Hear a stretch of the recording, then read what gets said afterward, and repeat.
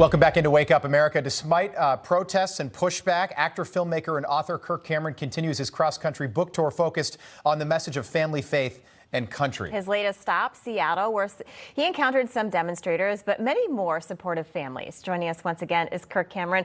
Welcome back to Wake Up America. Thanks so much. I want to start with your story. Good morning. Of course, good morning. Your reason for being out in Seattle, and more than 400 people showed up for your event. Talk to us more about that.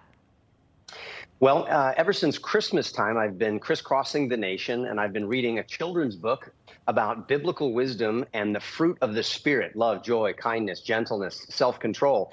And people have been coming out of the woodwork. Invitations to new libraries abound. And recently, I just came out with my newest book called Pride Comes Before the Fall. And it's a book that teaches kids the value and importance of humility. So we went to Seattle Public Library, and we had, again, parents coming out saying, thank you for coming to Seattle. So many people overlook us here. They don't think that there are families who love God, love family, and love this country. And we're so grateful that you're helping us raise our kids with the right kind of values. So I'm thrilled, and I feel like we're just getting started.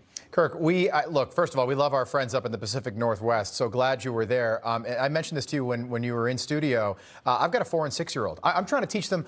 I've got a voice text from my wife right now that I don't want to play because my little kids have been terrors at home before school this morning. So the value of humility and the message that your book is trying to get out there is so important. 400 people showing up for Story Hour is amazing. You sent us pictures of some of the protesters that showed up. I've asked you this before, but what are they protesting?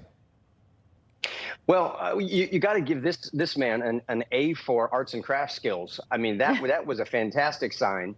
He says that I'm growing to be a real pain. And, you know, I can't help but think that he's got the messaging wrong. I'm a man who's teaching children the value of being humble and kind. What's not to love about that? Everyone avoids proud people. They love someone who is humble. In fact, Barack Obama said, let us retain humility. And those of us with the most power and influence should learn to be the most humble. That's all I'm doing. So I suppose he thinks I'm talking about something else. Maybe it's about Pride Month, and a month that's been set aside to glorify who people like to have sex with. I'm not. I'm wanting to lift up the virtue of humility in a book for children when they're being bombarded with language that tells them being prideful is a good thing. Yeah. That couldn't be further from the truth. Yeah, I think you're right about the messaging. Sometimes people see things or hear things that just are not accurate. Do you think, especially everything we're going through now, that there's such a need, for faith-based stories, for books like yours to come out, especially, from parents, because we, as Rob said, we struggle. There's so much on social media, and we're really just trying to teach our children, more about the Bible and what's right and wrong. Absolutely. I'm a father of 6 children. And so I understand the struggle. We want a great future for our children. And, we're talking about the border crisis. We're talking about elections. We're talking about debt ceilings. All of these things, you can really trace this back to people have gotten out of relationship with God. They've been filled with pride, and now they become their own standard where they think that they can set the rules rather than saying, God, you are in control. Thank you for the blessings we have. And I'm going to begin to do what's right for others before myself.